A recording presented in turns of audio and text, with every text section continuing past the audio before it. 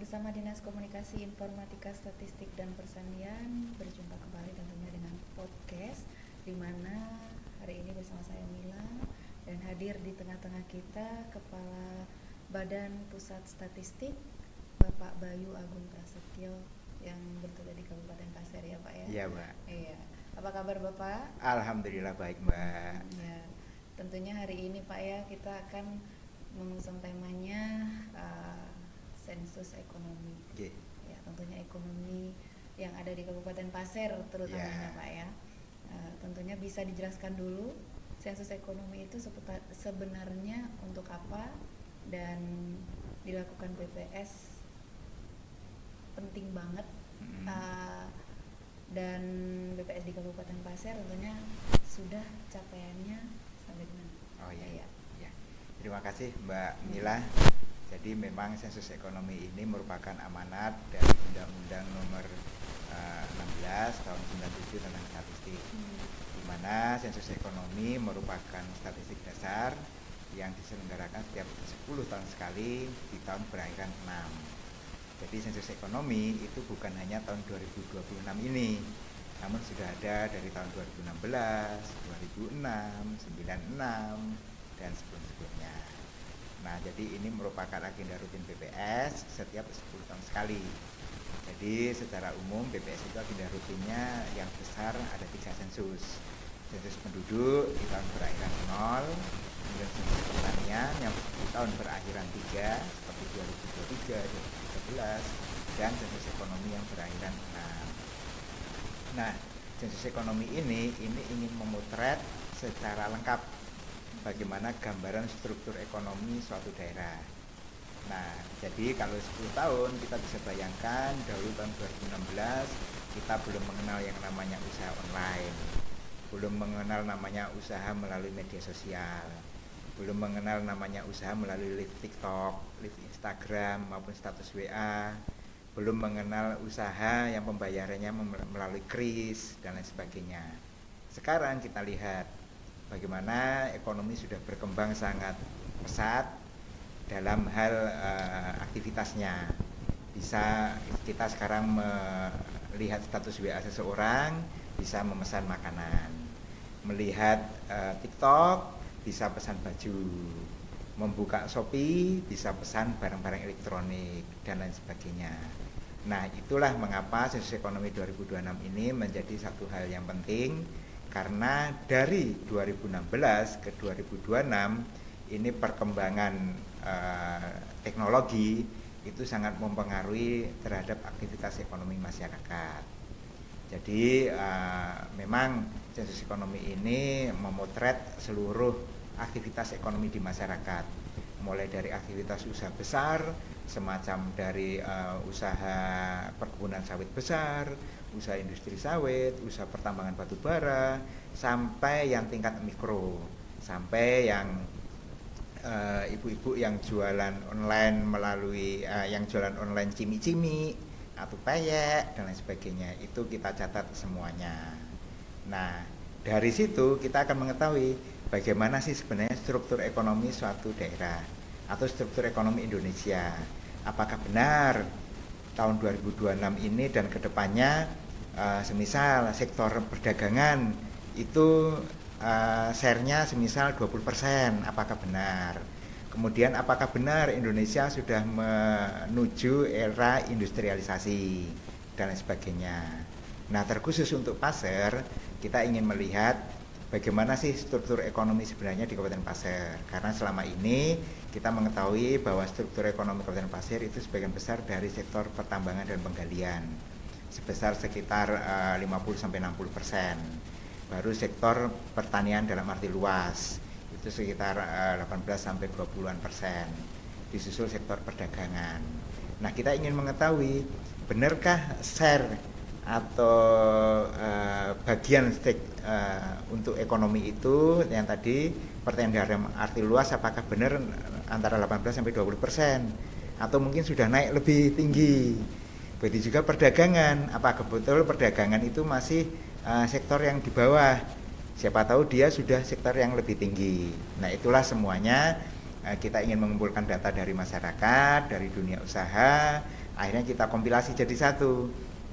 Nantinya akan muncul, oh sektor konstruksi peranannya berapa persen, sektor perdagangan berapa persen, sektor perkebunan berapa persen, pertanian berapa persen, dan lain sebagainya. Nah tentunya ini nanti akan mempermudah bagi pemerintah daerah untuk menentukan prioritas untuk perencanaan pembangunan. Dan sensus ekonomi ini kita bisa menggambarkan sampai level terkecil, sampai level desa. Semisal di desa tersebut ternyata dominannya adalah petani padi sawah. Nah ternyata di situ belum ada irigasi. Pemerintah akan tahu, oh ternyata di desa A ini banyak penduduknya yang mengusahakan padi sawah.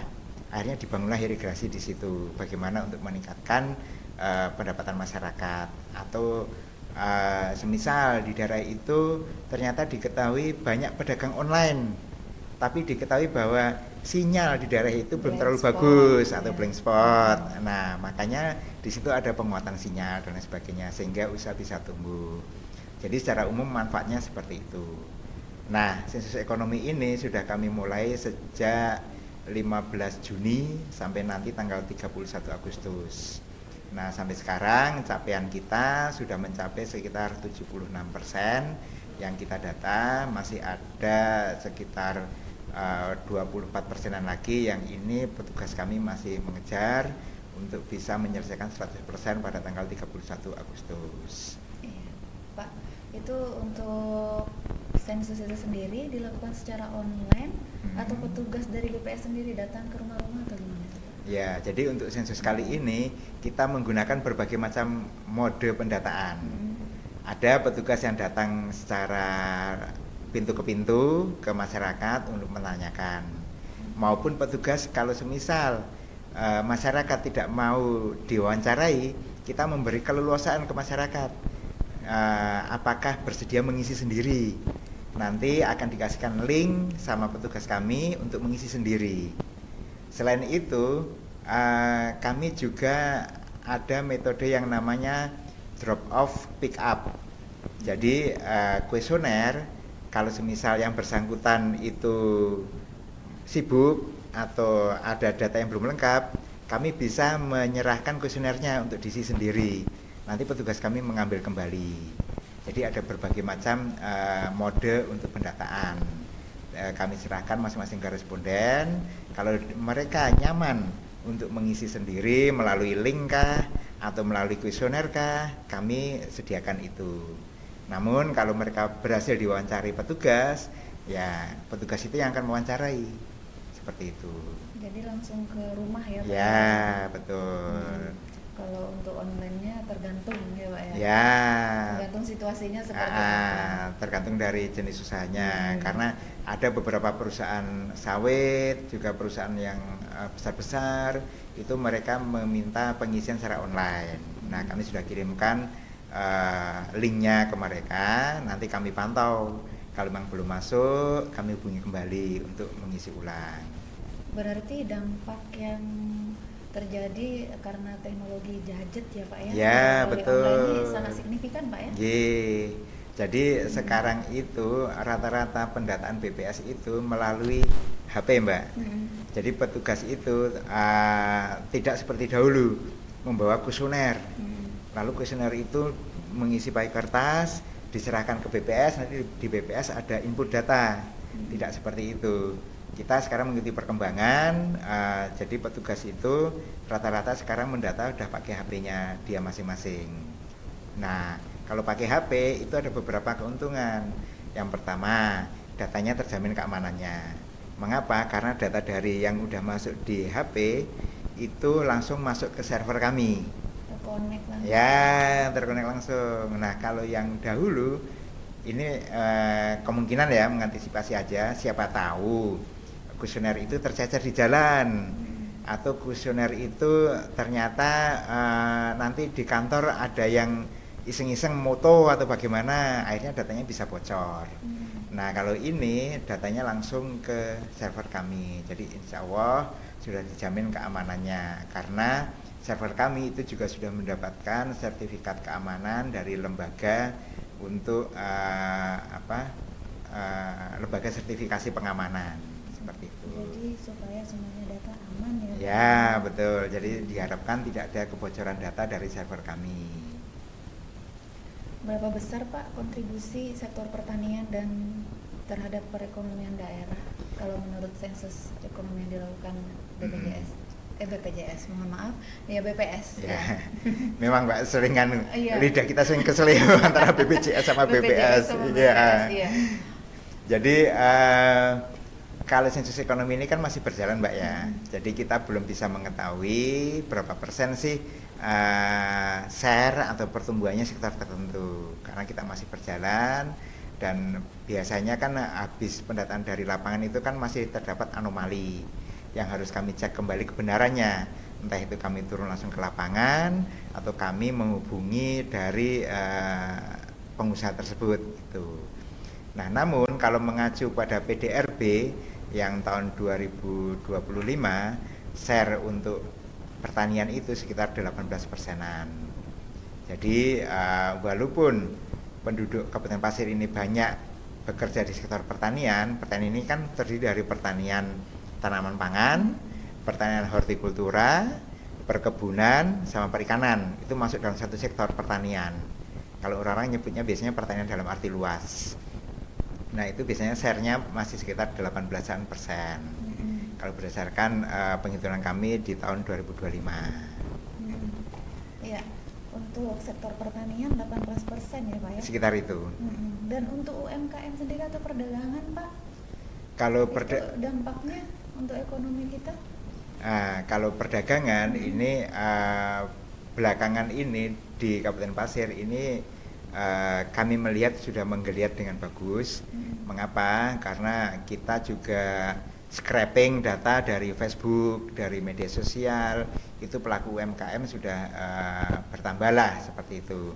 Selain itu dengan adanya program Kabupaten Pasir Sport Tourisme ini, itu juga memicu di sektor perdagangan.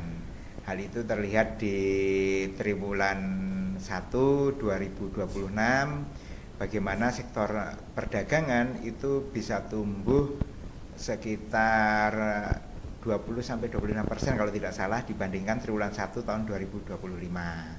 Nah, di situ kan bisa terlihat ada dampak positif dari berbagai event yang diselenggarakan oleh Pemkab Pasir maupun oleh pihak swasta yang ada di Pasir, di mana bisa menarik para masyarakat untuk menontonkah, atau para pelaku usaha untuk berjualan dagangannya di situ kah, atau para atlet-atlet di luar Pasir untuk datang ke sini. Nah, tentunya itu secara mikro menggerakkan perekonomian di Kabupaten Pasir.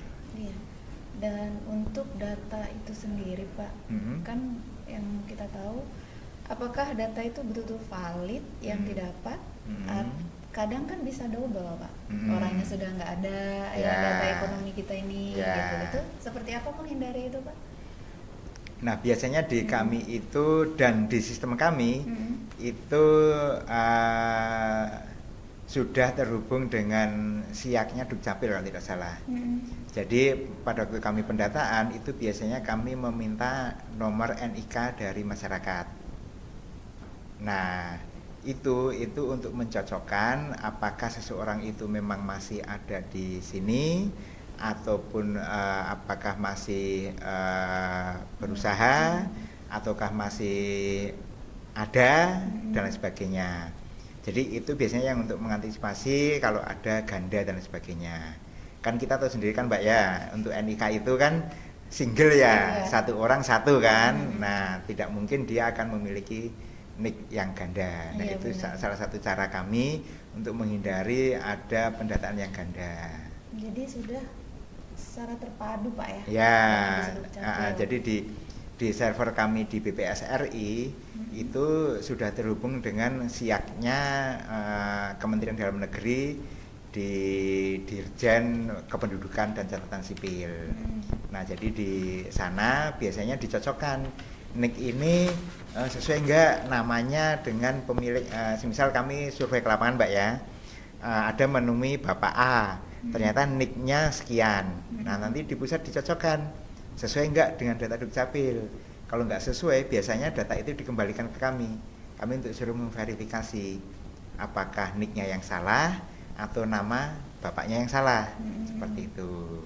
Oh, jadi langsung dikasih tahu Pak ya? Ya, karena di program kami itu biasanya setelah pendataan di lapangan itu ada yang namanya validasi. Nah, setelah validasi nanti ada namanya revalidasi. Itu validasi ulang. Berarti bukan sekali ya Pak ya? Ya, seperti itu, untuk memastikan bahwa datanya itu memang sesuai. Berarti untuk menghindari yang double. Ya, double dan mungkin ada anomali-anomali lain kan. Iya. Dan untuk pendataan ini Pak, mungkin ada nih mereka belum masuk karena baru masuk ya. Untuk datanya mungkin di Disdukcapil yang baru, terus mereka bikin UMKM dan sebagainya atau usaha apa, apakah bagaimana caranya mereka untuk lapor langsung ke BPS atau bagaimana? Iya. Jadi bagi masyarakat yang belum didatangi petugas sensus ekonomi, silakan bisa langsung datang ke kantor kami di Badan Pusat Statistik Kabupaten Pasir, di Jalan Gajah Mada, di dekat kantor DPRD. Nah, bisa langsung datang ke situ melaporkan atau membuka website BPS. Di situ ada terhubung dengan span lapor. Nanti laporkan aja di situ, nanti akan kami tindak lanjuti apakah petugas kami yang datang langsung ke tempat Bapak Ibu atau Bapak Ibu mau menyampaikan datanya langsung ke kantor, kami persilakan. Iya, untuk yang sudah melapor tentunya pasti terdata langsung dan tentunya di sini Pak setelah data terkumpul otomatis BPS tahu nih taraf ekonomi kita untuk kabupaten mengambil kebijakan ya Pak ya untuk Pemkab sendiri. Apa manfaat langsungnya Pak? Jadi dari sensus ekonomi Mbak tentunya. Jadi manfaat langsung untuk sensus ekonomi ini manfaat langsungnya ke pemerintah daerah, di mana pemerintah daerah bisa melakukan perencanaan pembangunan yang lebih spesifik, lebih tepat untuk meningkatkan perekonomian Kabupaten Pasir. Nah, di situ nanti kan akan terlihat berapa sih masyarakat yang bekerja di sektor A, berapa masyarakat yang berusaha di sektor B, berapa persen masyarakat di kecamatan A itu berusaha di sektor C dan lain sebagainya. Nah, kami juga ini baru merencanakan itu nanti dari hasil pendataan ini nanti muncul yang namanya spasial. Dalam artian data-datanya itu dimasukkan ke GIS, Sistem Informasi Geografis. Nanti di situ tinggal klik-klik muncul, oh semisal Kecamatan Kuaro itu masyarakat paling banyak bekerja di sektor apa? Condongnya di apa? Ya, atau di desa mana? Itu condongnya apa dan lain sebagainya. Jadi seperti itu sih. Secara umum sih kalau manfaat dari pemerintah daerah untuk perencanaan. Nah, untuk pengusaha apa? Untuk pengusaha tentunya mengetahui kan, oh semisal di daerah mana Kelempang Sari masyarakat paling banyak usaha perkebunan sawit, misal seperti itu. Ternyata di situ belum tersedia toko sarana produksi pertanian. Nah, bagi pengusaha, oh ya udah kalau karena saya pengusaha pupuk, saya mau buka di situlah karena ternyata potensinya seperti ini, seperti itu. Menambah taraf ekonomi lebih. Ya, nah kita belajar dari Cina Mbak. Cina itu dulu masih terpisah-pisah, dalam artian masing-masing provinsi itu mengembangkan sendiri-sendiri. Karena setelah diketahui hasil dari sensus, itu diketahui, oh di sini dibangun industri, semisal industri minyak sawit. Nah, mengapa harus dibangun di situ? Karena di kecamatan, di provinsi sekitarnya itu mayoritas sawit, semisal seperti itu. Jadi harus bangun di sini. Akhirnya pengusaha tahu, oh di situ ada usaha minyak sawit. berarti saya harus membangun pabrik pengemasan sawit misal di sekitar situ, atau memperbaiki jalan dari situ menuju ke masyarakat yang membutuhkan minyak sawit dan sebagainya, atau membangun industri lain untuk turunan dari sawit. Nah, jadi kami mendapat informasi Cina itu dulu juga majunya seperti sekarang, seperti itu. Jadi semisal ada provinsi tertentu dia membangun industri otomotif. Nah, berarti industri otomotif kan butuh namanya spare part, butuh industri ban, butuh industri kaca, butuh industri untuk aki dan lain sebagainya. Nah, di situ karena ada industri otomotif di situ, provinsi yang lainnya disetting, oh kamu di sini hanya bangun industri untuk baut, misal seperti itu. Di provinsi ini industri untuk ban, nanti pasokannya ke sini, nanti dari sini langsung dijual ke masyarakat. Nah, kelihatannya ingin mengarah seperti itu. Untuk sama seperti yang kayak Ya, negara lain. jadi diharapkan rantai pasokan di Indonesia itu bisa terdistribusi secara merata. Jadi bukan hanya pembangunan hanya melihat secara umum, namun juga sampai ke level mikronya. Misal di situ butuh industri baut, ya mungkin akan dibangun industri baut, atau industri solar cell, mungkin dibangun industri solar cell dan lain sebagainya. Jadi saling keterkaitan nanti. Ya, betul. Jadi itu yang ini yang direncanakan sekarang seperti itu, Nah, atau sudah berjalan, Pak? Itu yang direncanakan hasil dari sensus ekonomi nantinya bisa membangun satu roadmap yang besar untuk perencanaan pembangunan ekonomi ke depannya. Untuk seluruh Indonesia. Ya, untuk seluruh Indonesia. Dan nanti kabupaten pun tentu bisa memanfaatkan untuk hal tersebut. Dan sensus ekonomi ini bukan hanya di Indonesia, Mbak. Saat ini sedang berjalan juga di Australia. Selain itu di Malaysia juga sedang berjalan. Jadi bukannya di Indonesia.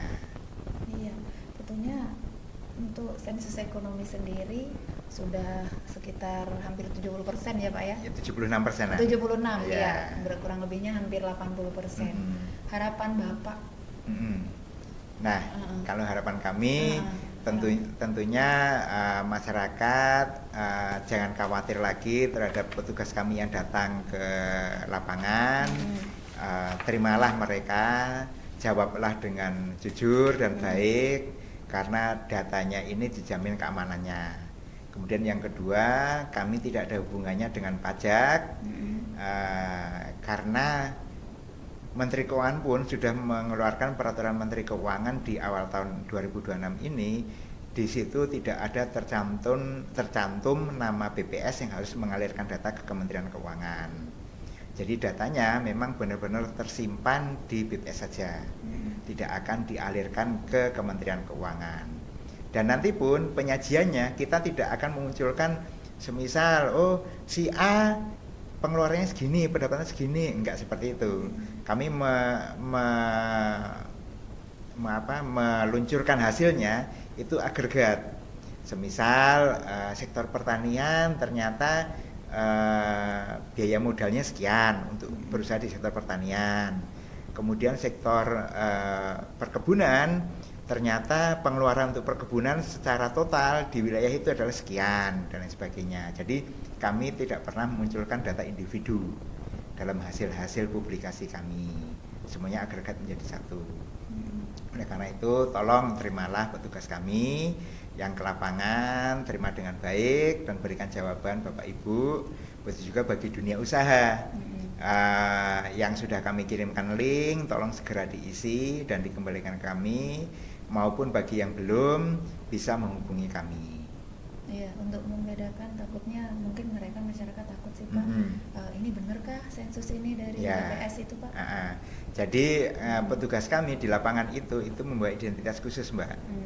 Biasanya mereka memakai rompi, di bagian punggung ada tulisannya petugas sensus ekonomi.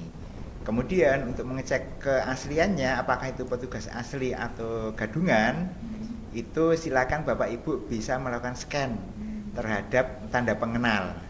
Jadi di tanda pengenal petugas kami itu ada QR code. Silakan di scan dan itu langsung menuju ke websitenya kami. Nanti dicocokkan namanya, fotonya dan lain sebagainya. Sudah ada legalnya di Ya, situ. dan biasanya sih petugas kami sudah lapor Pak RT, dan ada beberapa RT itu sudah menyebarkan ke WA grup RT-nya. Ini loh nanti petugas tampangnya seperti ini, yang akan datang ke masing-masing rumah penduduk seperti Iya. itu. Untuk BPS sendiri Pak, mungkin putra-putra Kabupaten Pasir atau di seluruh Indonesia yang kepengen nih untuk di bidang statistik sendiri, ada nggak program-program yang lagi direncanakan Pak? Oh iya. Seperti mungkin sekolah kah Oh, atau iya, apa iya, gitu iya. Pak? Iya. Ya, Untuk jadi tambahan. ya, jadi memang pada tahun ini BPS membuka pendaftaran untuk sekolah kedinasan kami. Namanya Sekolah Tinggi Ilmu Statistik. Dan itu ada jurusan D3 dan D4. Nah, itu pendaftarannya mulai 18 sampai 30 Agustus.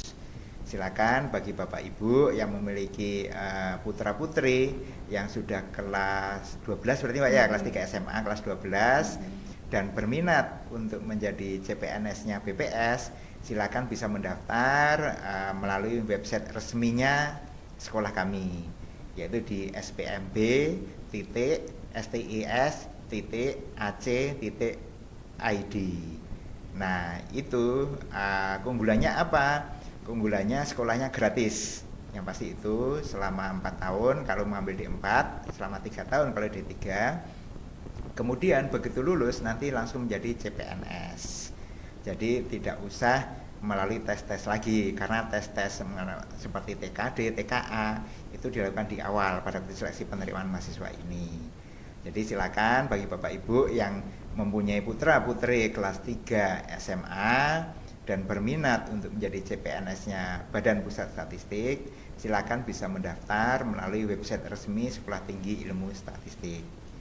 Nah, selain itu nanti di situ Bapak Ibu juga bisa memilih langsung putra-putrinya mau penempatan di provinsi mana. Semisal di sini ada warga Bekastran ya Bu ya, ingin anakku ingin kembali ke Jawa semisal, ya udah silakan milih formasi penempatannya di Jawa, atau mau Kalimantan Timur juga silakan. Jadi itu sih keunggulan sekolah kami, dan tahun ini membuka pendaftaran sekitar 560-an siswa dari 560-an lebih. Jadi silakan aja mendaftarkan dari 18 sampai 30 Agustus. Iya. Tentunya alhamdulillah untuk hari ini kita sudah membahas tentang sensus ekonomi terutama di Kabupaten Pasir Pak ya, di mana Kabupaten Pasir untuk sensus ekonominya sudah tentunya merambahnya di bagian UMKM ya Pak ya, semuanya dari sektor perdagangan, perkebunan dan pertanian yang sudah mencapai kurang lebihnya 76%, kurang lebihnya hampir 80 Pak ya. Nah, ini di bulan Agustus. Tentunya nanti bisa sampai 100%. Insya Allah. Ya, targetnya Pak ya. Oke. Tentunya terima kasih Pak untuk hari ini ya atas kehadirannya. Semoga aja nanti kita akan ketemu kembali dengan bahasan yang lain tentang ekonomi yang ada di Kabupaten Pasir. Siap. Semoga sehat selalu Pak. Amin. Ya, untuk pemirsa, terima kasih dan sampai jumpa.